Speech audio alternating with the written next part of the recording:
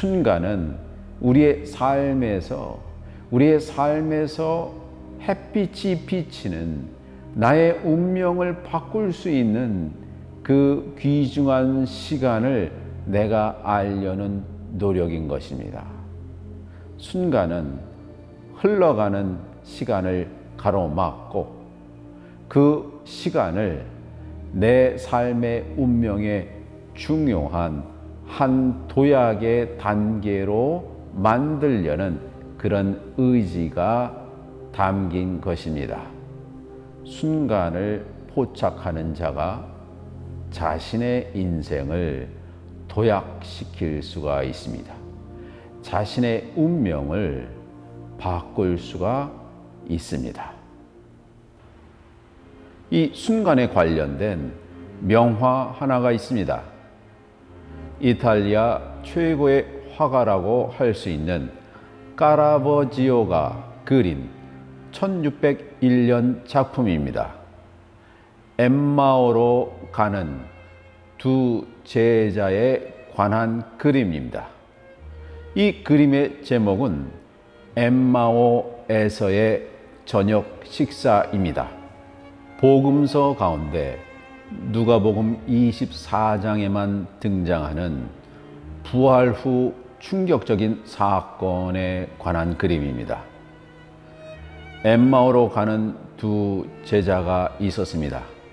예수를 3년 동안 메시아로 알고 추종하였지만 로마 제국에 의해서 처참하게 십자가 처형을 당했습니다.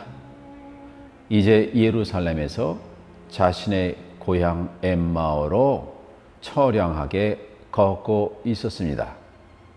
그때 전혀 이전에 만난 적이 없는 낯선 자가 등장합니다. 낯선 자가 이들에게 말을 건넵니다. 당신들은 왜 이렇게 시무룩합니까? 그랬더니 두 제자가 지난 주간에 일어났던 예수의 십자가 처형에 관해 말을 합니다. 그랬더니 낯선 자가 이들한테 이렇게 말합니다.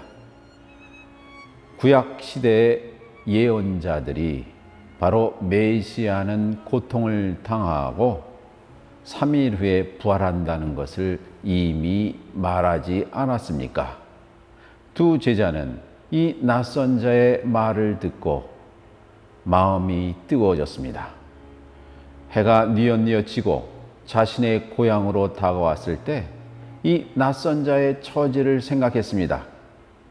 이 어두운 저녁길에 야생 동물이 나와 그를 해칠 수 있기 때문에 그들은 그를 치근하게 여겨 자신의 집으로 초대합니다. 날이 어두웠으니 하룻밤 지내고 가십시오 라고 다정하게 말을 합니다.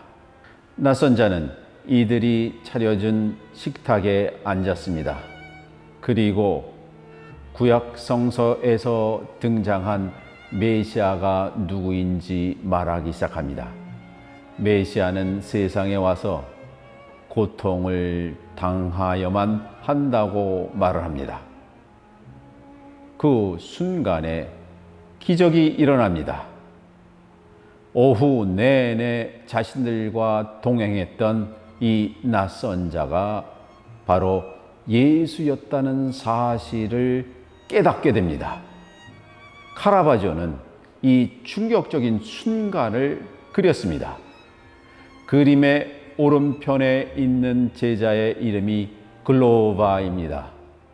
글로바는 너무 놀란 나머지 두 팔을 벌렸습니다.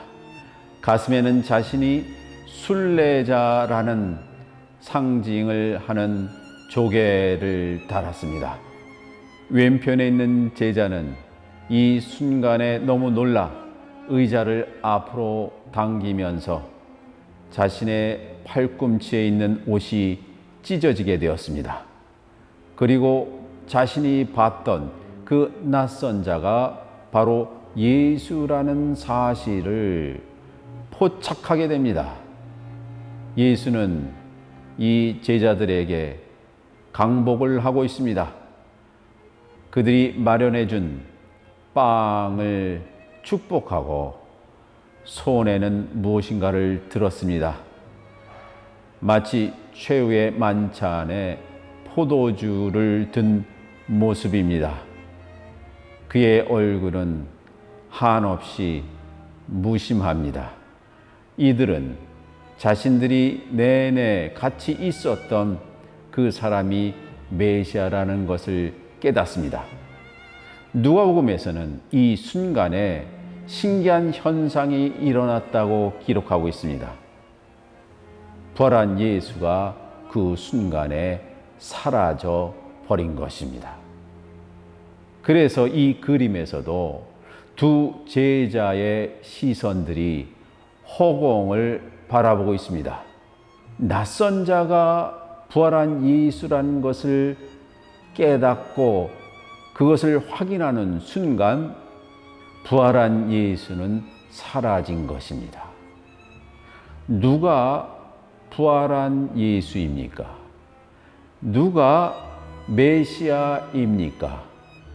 누가복음 저자는 우리에게 그런 질문을 던지고 있습니다. 그 기적의 시작은 엠마오의 두 제자가 낯선 자에게 자신의 집으로 가자고 초대할 때 일어나기 시작했습니다. 자신들도 한없는 절망에 빠진 상황이었지만 이 낯선 자는 더 불쌍했기 때문입니다. 인생의 가장 시리에 찬 순간에 자신보다 더 처참한 사람을 보고 감히 사랑을 베푼 것입니다. 또한 자신의 집으로 데려와서 이들은 낯선 자를 대접합니다. 그때 예수는 자신의 본 모습을 드러냅니다.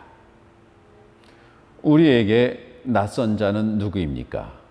그 낯선 자는 나와 상관이 있으니까. 엠마오의 두 제자는 이 낯선 자를 자신처럼 생각했습니다. 그리고 감히 자신의 집으로 초대할 때 기적이 일어난 것입니다. 낯선 자를 지나쳐 버리면 그는 나하고는 상관없는 존재가 됩니다. 그러나 그 낯선 자를 나처럼 우리의 처지로 생각을 한다면 그는 메시아가 되는 것입니다. 낯선 자는 나하고 상관없는 존재가 아니라 우리의 삶에서 기적을 일으키는 원동력이 되는 것입니다.